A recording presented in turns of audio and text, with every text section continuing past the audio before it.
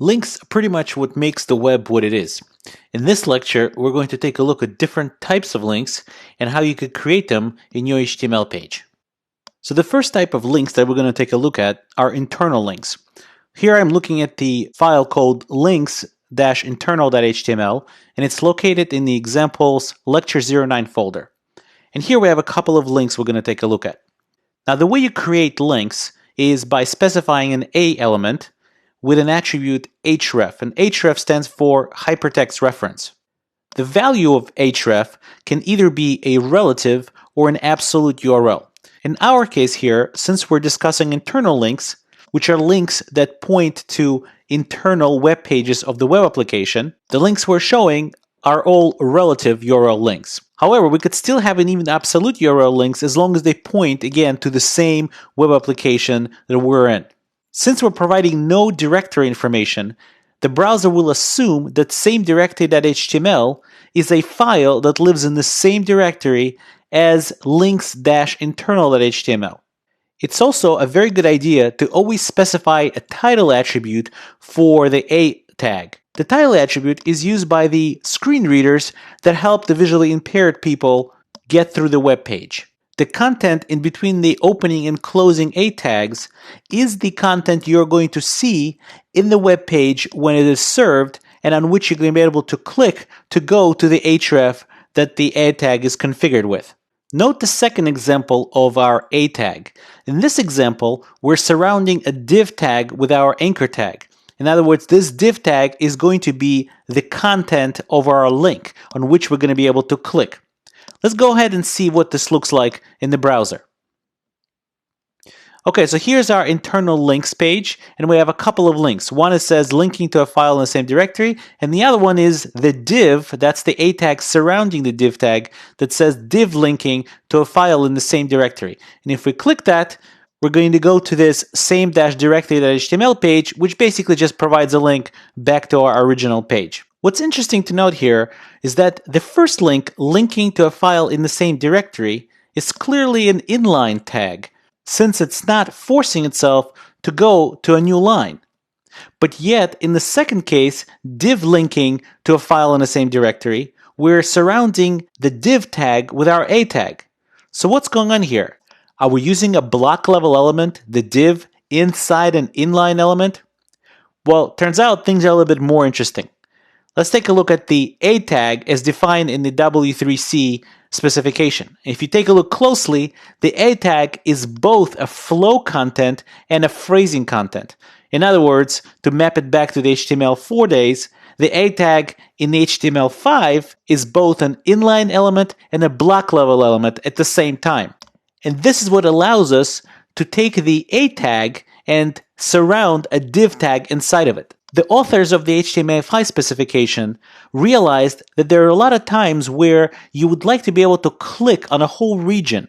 And the most common occurrence of that is when you have a logo or some sort of a company name in the top left corner, for example, of your web page. People expect to be able to click on that and be able to go to the front page of the company. Prior to HTML5, people had to use all kinds of tricks in order to achieve that effect because the A tag was only in an inline tag and you weren't really able to wrap the A tag around the div tag.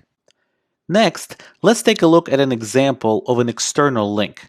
Here we are in Sublime Text again and looking at the file called links-external.html, which is again located in the examples lecture 09 folder. And this document basically contains just a single link.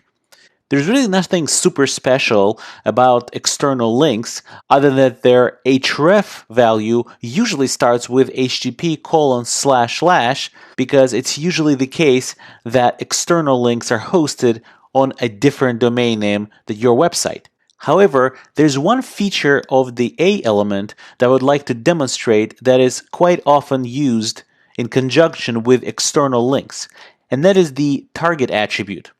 Target attribute, when it's set to the value _blank, forces the browser to open this page in a new tab or a new window. The reason that's advantageous is because nowadays, unfortunately, people have a very short attention span. And if you take them from your website to a different website, it is a very good chance that they will never come back to your site. And usually you don't want them to leave your site completely. So target equals underscore blank is very useful in that regard. Let's take a look at this page in the browser. And here's the page in the browser, and if we click this link, Coursera Facebook page, it will open a new tab and will load the Facebook page pointed to by that link. Coincidentally, this is a Facebook page I created for the 2 courses I'm teaching on Coursera, which is at facebook.com/Coursera webdev. So please like this page and follow it, as I'll be posting some optional but interesting and relevant material. Another type of link that is extremely important to know about is a fragment identifier. So here I'm again in Sublime Text in links same page.html that is located in examples lecture 09 folder. And as you could see, the links that I have set up here all have a very specific format in their href attribute. It's a pound followed by some name, like section 1, section 2, and so on. Now what these links are pointing to is a section of our page. Now you could identify a section a couple of different ways. You can have an any tag that has an ID with that section name. Notice that the section name does not contain the pound sign. Only the link to that section contains the pound sign. That's one way to identify a section within the page. Another way is, if we scroll down all the way to the bottom of the page, is to create an anchor tag with a name attribute and name the section very similarly to the way you name a section ID. The way you refer to these sections is exactly the same. You put a pound in front of the name of the section and stick that value in the href attribute of an anchor tag. So let's take a look at this document in the browser. And here's the document. As you can see, we have 6 different links, and if we click on any one of these links, it will take us to the section of the page that is marked with that particular ID. If we scroll all the way down, we even have a back to the top link, which basically points to all the way to the top. Now, the top is right here, and if we look at the code and scroll all the way up, we have an h1 tag that has an ID with top, which allows us to scroll all the way to the bottom of the page, see that link, and jump right back to the top. What's really neat about fragment identifiers is that if you click on one and you have them in your URL, you could copy and paste this URL and send it to a friend as a bookmark, and when they paste it into their browser, they will be taken to this page and jump straight to the section that was pointed to by the fragment identifier.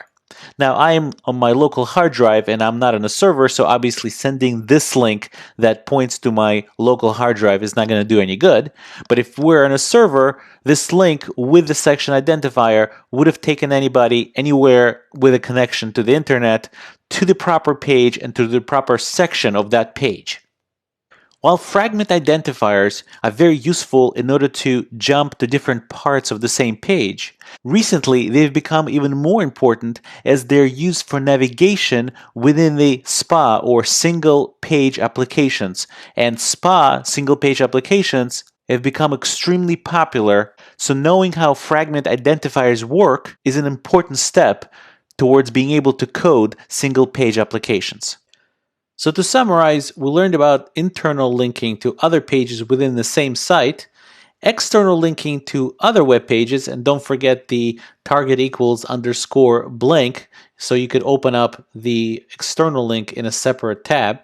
And we also talked about linking to sections of a single document and being able to pass around those type of links to others, that they'll be able to jump straight to the section of the document that you want them to.